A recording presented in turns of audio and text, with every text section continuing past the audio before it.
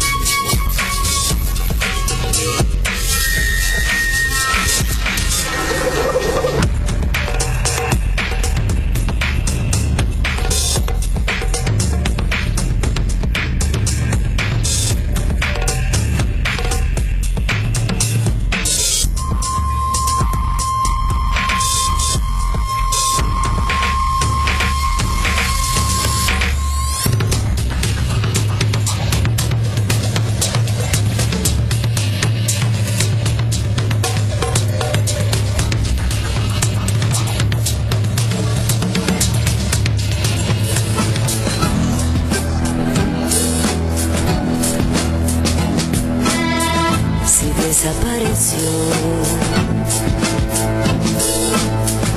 en mí aparecerá. Creyeron que murió, pero renacerá.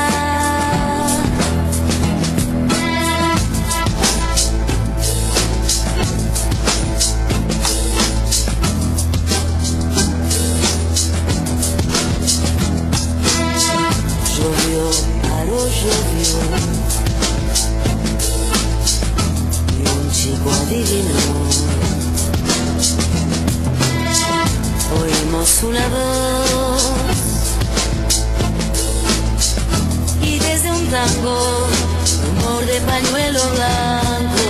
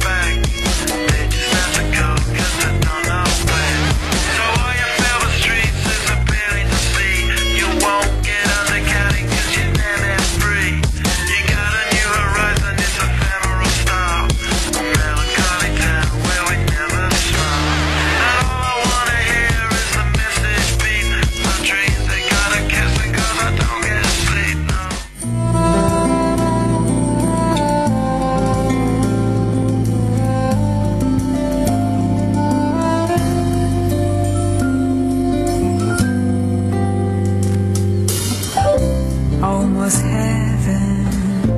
West Virginia, Blue Ridge Mountains, Shenandoah River.